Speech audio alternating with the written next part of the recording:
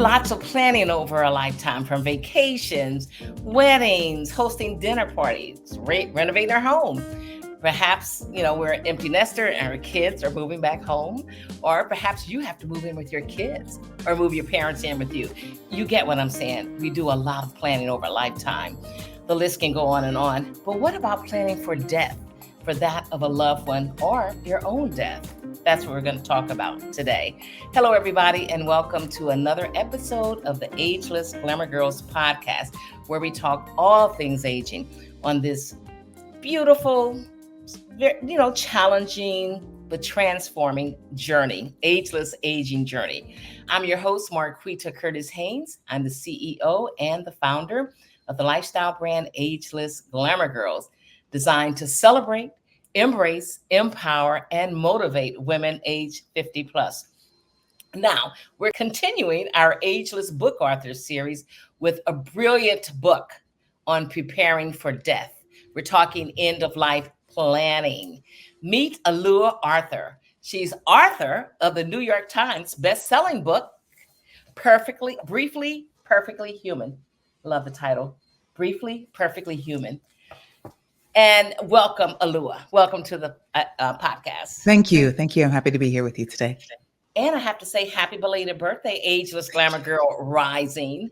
46. I'm 4 years away from 50. Oh my gosh, what a sweet age. Oh my God, I love that age. I love my 50s and my 40s and all of that.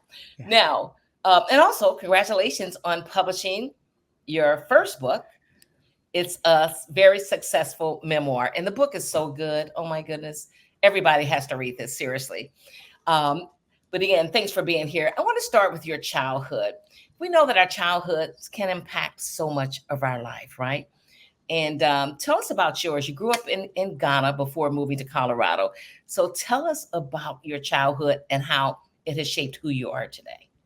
Well, I was born in Ghana. My parents had been in the States prior to my birth. They had my older sister in Connecticut before they went back to Ghana. My dad was a member of parliament, which got overthrown in a military coup. And so we fled from our home under cover of night because soldiers were coming to the building where we lived to capture all of the military and the members of parliament that were there. And unbeknownst to me, because I was 3 years old at the time, my very first memories are of that flight. I remember running down the back hallway. I remember people shoving clothes in cars. There was a lot of fast movement. Mm-hmm. Only as an adult, when I talk to my parents, did I understand that a coup was happening. And that was my very first memory. But through all of the chaos and the emotional distress and the fear of death, I felt really calm. My dad was holding my hand. I felt absolutely grounded. I felt taken care of.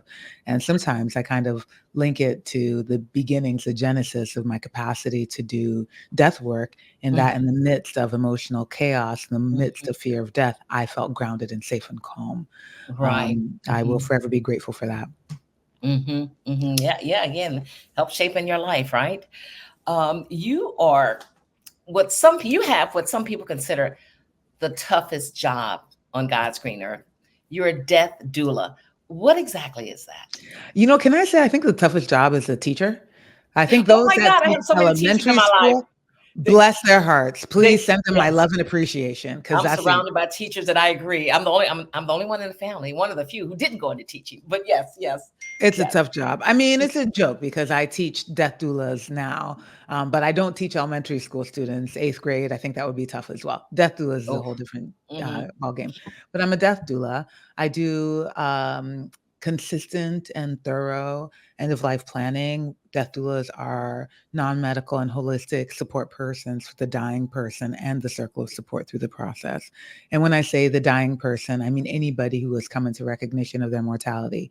That means even people that are healthy, but have accepted the fact that one day they'll die and they want to do some comprehensive end-of-life planning. Death doulas can support with that.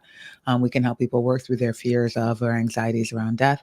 When somebody knows what it is that they're going to be dying of, we can help them create the most ideal death for themselves under the circumstances. And then after a death, we can help family members wrap up affairs of their loved one's life. So we're doing full-scale, emotional, practical, spiritual support for the dying person and the entire circle. That's a lot. That's a great job. A lot. But it's so needed. It's Yeah, so needed. Wow. So that's a death doula, everyone who's never heard of it. Some people have not heard of the death doula. And many. so, I've ran across this and I started explaining to people what a death doula does. So I've read where you're a recovering attorney. Yes. What does that mean? And how did you leave that career and pursue one as a death doula? How did you get here? Well, I spent the early part of my professional life practicing law at the Legal Aid Foundation of Los Angeles. It was, I will just say very plainly, great work. Many people work so hard in legal services every day to provide services to those that can't afford it. Yet Mhm, I found for myself butting up against the systems of oppression that keep people with low income in that same tax bracket over the course of their lifetimes. I found that system to be absolutely crushing to my spirit. I mm, wanted to get underneath and figure out what the issue was. It's one thing to give somebody $256 a month, which is what a fully grown, able-bodied person in LA can receive. It's one thing to give them that money, but it's another mhm, thing to work through the how they got there and mhm, their relationship with money, perhaps any trauma, mhm. healing, abuse, anything that led to those circumstances that they find themselves in. I really wanted to support people in healing, and I couldn't. I'm very sensitive by nature. There was no space for it. I had to button up and argue what was legal as opposed to what I felt was just or what I Mm, thought would have been right in the mhm, circumstance. And it mhm, crushed me. mhm, A depression blossomed. I was diagnosed with a major depressive episode, a clinical depression, mhm. and I took a leave of absence from work. And during that leave of absence is where death work really started to show itself to me. Wow, because you're an empath. I just heard something you 100% said. 100%. Yeah, yeah. through and through. And I didn't find out till years later that I'm that way because I'm the biggest crybaby in the world. You know, everything. But I can see someone on TV, a kid is killed, my heart Oh, physically hurts. It's like, yeah, whoa, stop yeah. crying, grow up. It's not a thing of point of growing up, but yes. So you made that switch. Now, in your book, you say that death is one of the most intimate acts we can go through. But at the end of life, there are three questions that we should ask ourselves. Yes. What are those questions? Those questions relate to our relationships in particular. They are, who have we loved? How have we loved? And were we loved? I find that as people get closer to the end of life, they're really concerned with their relationships. They want to see how they related to other people while they lived. Right. We stack up so many accomplishments and care about a lot of material possessions for many people while we're living, and yet when we're dying, it kind of whittles down to the basics, which is love, like how we expressed it, how we received it, etc. Mhm. I find that many people want to heal their relationships heading into the end of their life, and the death doula can support by helping people answer these questions for themselves. Wow, good, good, good. And that leads me to my next question. I was thinking about that. When you're with people, is there a theme? For example, when I was younger, I used to say I have no regrets. But as Yeah. I got older, of course you're going to have regrets, and it's okay. So what are you hearing from your dying clients, as far as their unspoken regret or their vulnerabilities? What do they want to get out in the end? Well, sometimes it's about, there's a few categories.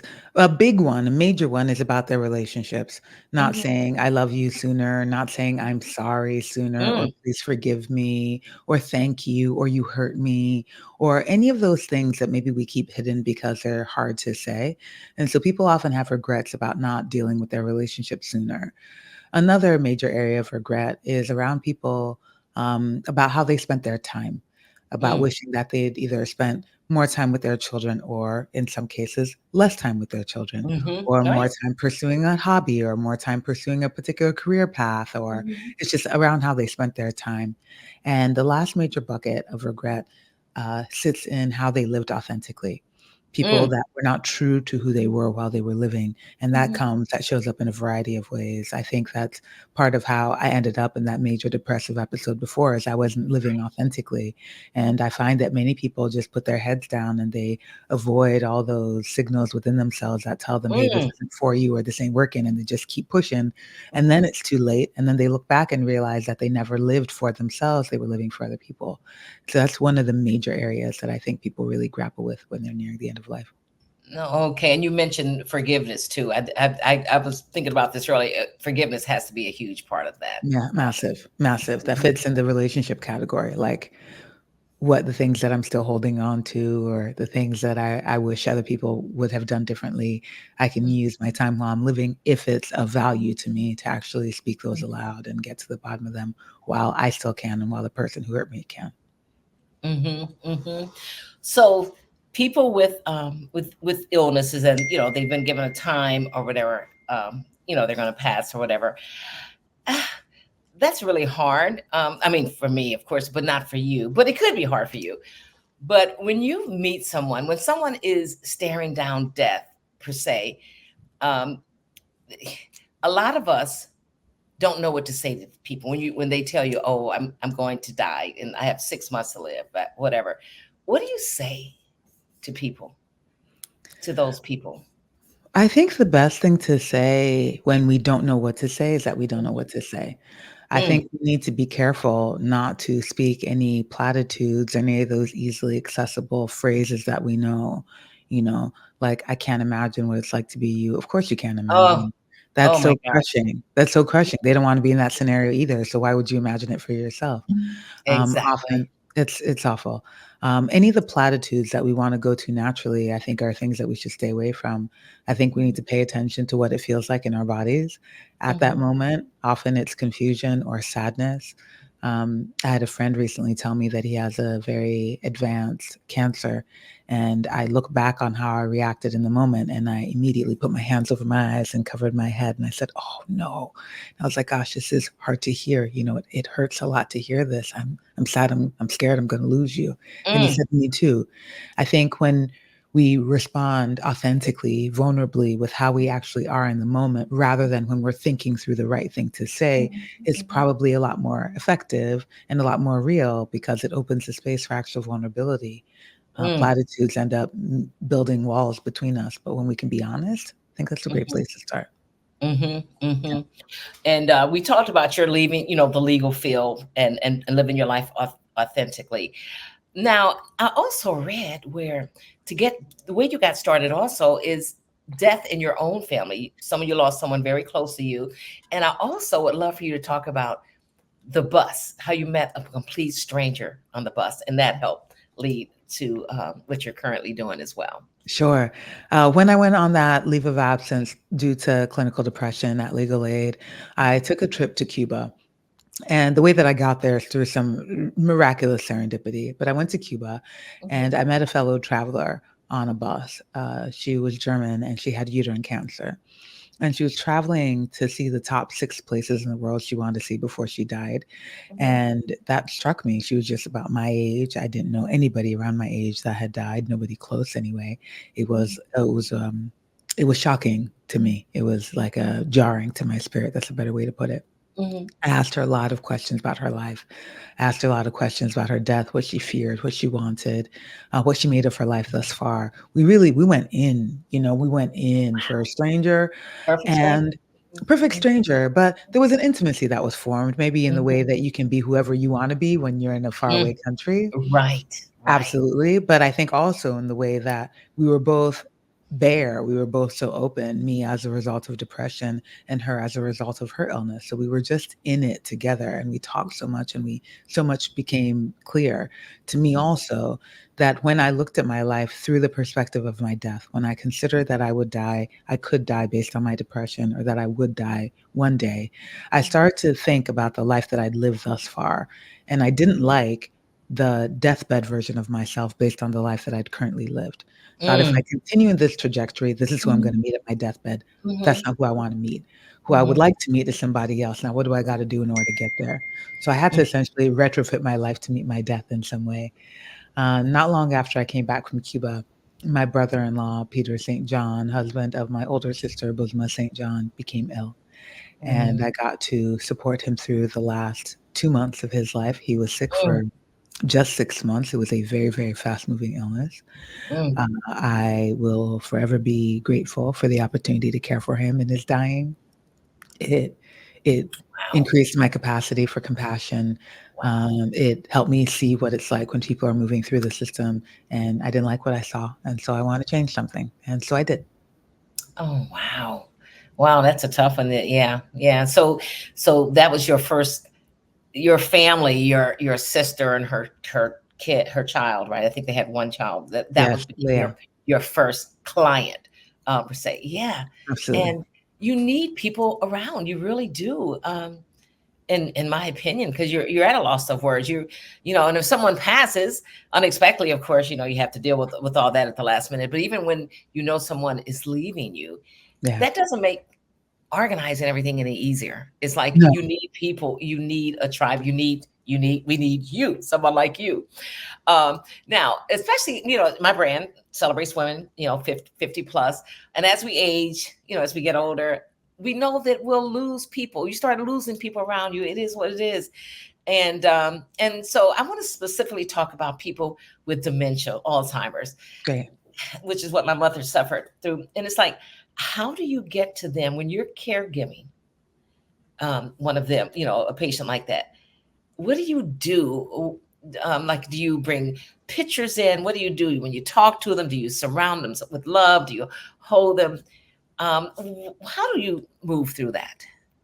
I think one of the most important things to remember when caregiving somebody with Alzheimer's and dementia is that their brain is doing things that we cannot see. And we want it to work in the way that it's always worked, the way that we're relating to them in that way. Yet Mhm, that the brain isn't doing the same thing that it always did.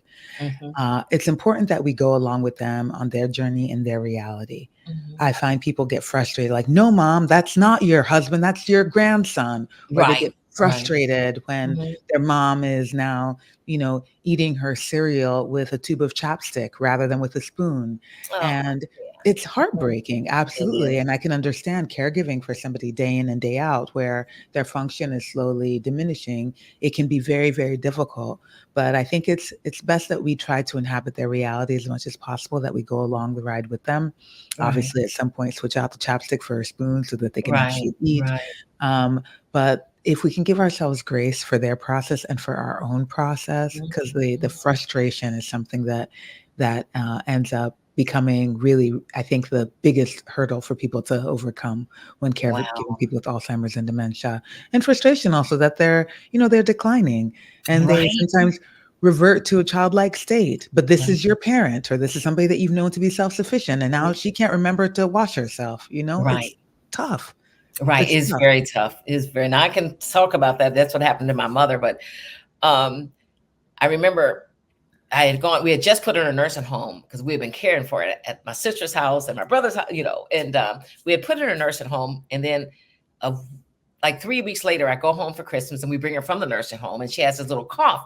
And so we take her in to the hospital, to the emergency room.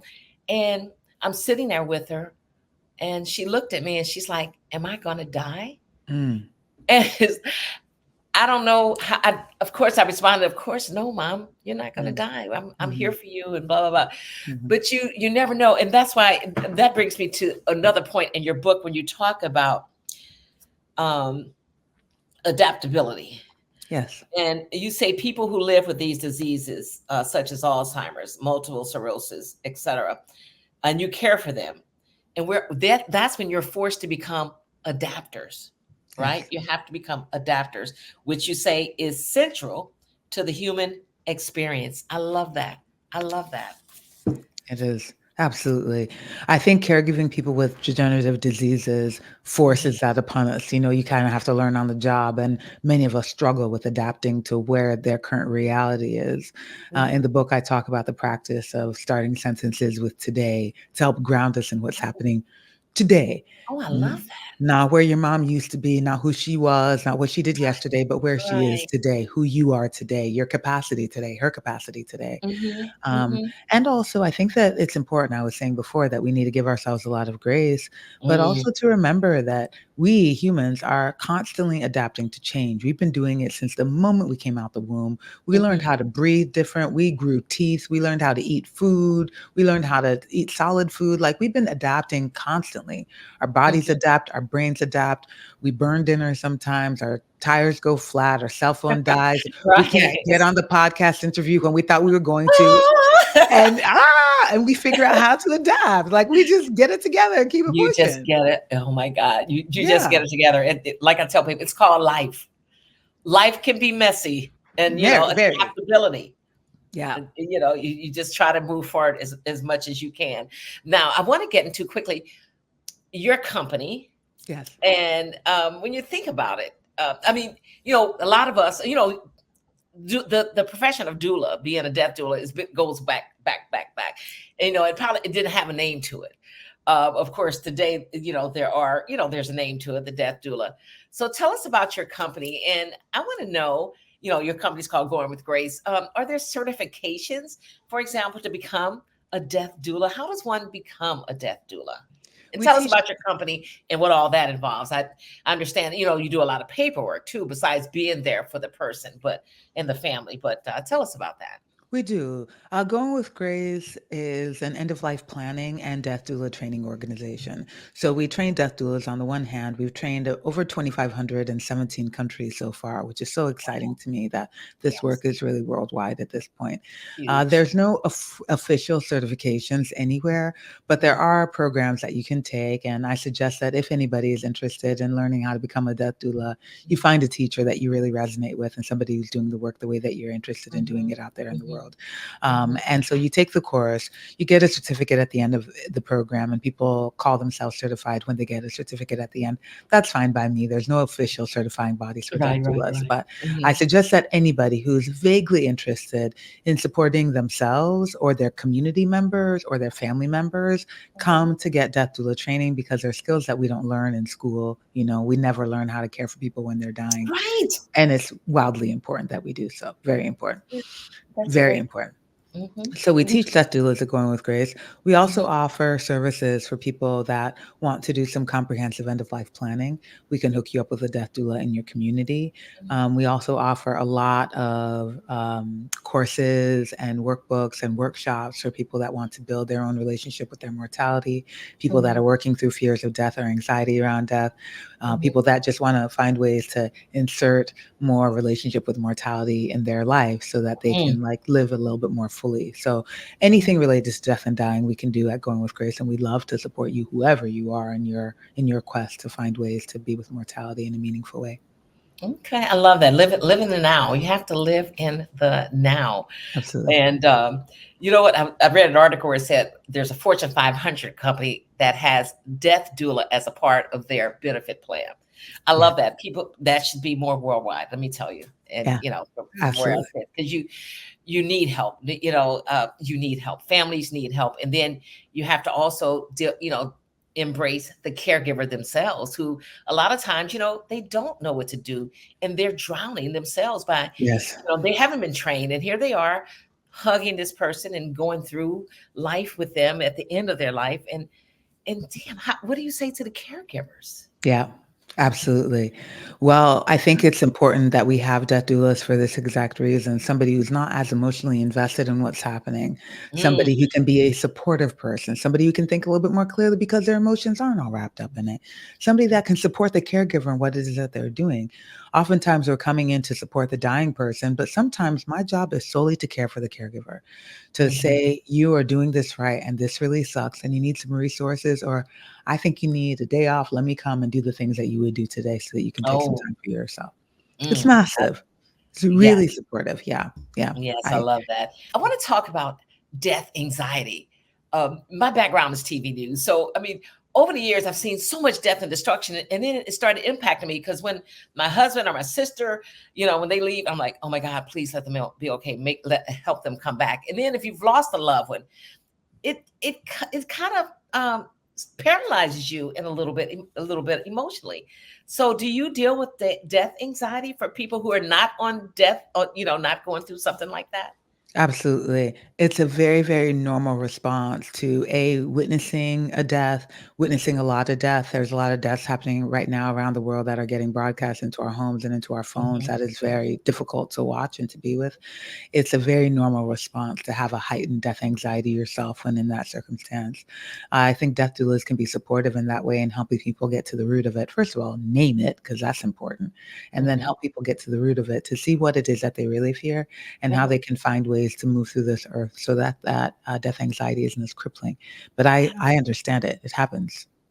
It's a normal response to Mhm, this life that we lead and to the death mhm. of somebody that you care about to start worrying about your own or that of other people. Right. It's very, here again, life is tricky. Now, Mm. we're wrapping this up. Now, I saw a recent Instagram post of yours where you were celebrating your birthday, and it was a profound, beautiful post. And I have to read you guys what she says. She says, "Work."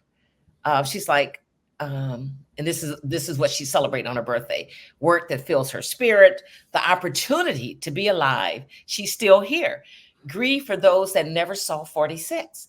Grieve for those that never got to see the age of 2. Mhm. And yet here I am, still with my breath. I'm getting chills, still with the capacity to feel grief, the opportunity to be alive, still here. And then you wrap and you said, happy, griefy gratitude birthday to me. I guess happy birthday. Oh my Thank God. Oh my gosh, I love that. That is you. just, yeah, yeah. Um, you're so good, and that's why we talked about the adaptability. So this book is a lot. It's for everybody. It Yeah. can, for everybody, because it's not just about dealing with someone who's on on their deathbed. Yeah. It's about living life, living in the now, as we talked about earlier. But I have one final question for you. Where do you find your joy, Alua? Oh, wow. So many different places. I find it with my niece, who's 15 now. My brother-in-law's Right, daughter. right. She just did a makeup tutorial for me today. She helped Oh, me I glam. love that. Love Yes, that, love her. yes, Our relationship is still really great. She's in the other room. I get to take her to beach day with her right, friends. right, I right. find so much joy in my partner, in love, in like backstroking in love, and like the depths of who I am. Find a Yes. lot of joy in the wind on my skin. Like a breeze Mm, came through last night, and I was like, mhm. "Wow, that felt so good." Right. The color yellow. There are these lemon trees in my backyard, Oh, and oh, th oh my I know goodness. it's so gorgeous, they look kinda like that. My Right. nails are really beautiful lately, it just makes me really happy. I think Yes, yes, the finding little joy things. Right. the little things about being alive, because the big things come and go, you know? Mhm, There are big moments of joy, there are deep moments of sadness, there's a lot of mhm. heartbreak and anger and frustration and all those things, the whole gamut of human emotion, yet when I can whittle it down to, like, the minute things that make me joyful to be alive, that can Right. be consistent, so I look for that often. I love that. Yes, and somebody was asking me about self-care the other day. I said, "Well, I am a big investor with the car wash, the local car wash. I spend $20 a month that I Yeah. have unlimited, tickets to Nice. go in and out. Self-care, and that's a joy. That brings me joy sitting through there. It brings me joy. And a new tube of Absolutely. lipstick, of course. I can't. Love. it's, It's the a- little things. it's the little things in Yeah, life. yeah. And I just love it. I just love your brand. I love you. Thank You're you. phenomenal. Thank you Thank you. so much for It's my this. pleasure. Yes, yes. You were even talking to Alua Arthur, author of the New York Times bestselling book, Briefly, Perfectly Human. Thank you so Thank you. much for coming on the show, Thank you Alua. for having me. This is great. Thank you. We'll share all of your contact information, including where we can get your book and more in the podcast description. Thank you so much. I'm so happy about this. It's a tricky subject, but so We got needed, it. right? Yeah, We absolutely. did this. We And did this. there's life in it too. There's a lot of life in talking about death. Right. And that's what you talk about in your book as well. Yeah. That's why I said everybody. This is for everybody. This book is for everybody. Seriously, I cannot wait to read the entire thing. Thank you. Thank you. You've been listening to the Ageless Glamour Girls podcast, where we talk all things aging on this wonderful, transformative, and occasionally challenging aging journey. Please don't forget to subscribe to our show and subscribe to the Ageless Glamour Girls YouTube channel. That's where we're going to post the video from this podcast. If you want to join the conversation and be a guest on the show, whether or not you have a new book or not, email us at info@agelessglamourgirls.com. That again, it's info@agelessglamourgirls.com. And check out our private Facebook group, The Ageless Cafe. We're also on Instagram and other social media platforms. And please don't forget to grab a copy of our new book, an Amazon best-selling anthology, Ageless Glamour Girls: Reflections on Aging, where women talk about their journeys, things from what brings them joy, to becoming a grandmother for the first time, to dealing with death, how childhood abuse will impact you as an adult. it's good stuff. It really is good stuff. Now, if you get the book, leave us a review on Amazon. And we're also now collecting names for our second volume, volume 2. Yes, please. So drop us a line at info@agelessglamourgirls.com if you're interested in being a part of our second volume of Ageless Glamour Girls anthology. Again, I'm Marquita Curtis. I'm the founder and CEO of the lifestyle brand Ageless Glamour Girls and podcast host. Thank you so much for being with us, everybody, and sharing your stories. Keep on sharing those stories, preferably with us, AGG. No, I'm just kidding. Just keep sharing the stories. Seriously. Hashtag ageless wisdom. All right, everybody, here's to healthy aging and joyful living. We'll see you again real soon. Bye-bye for now, lovies.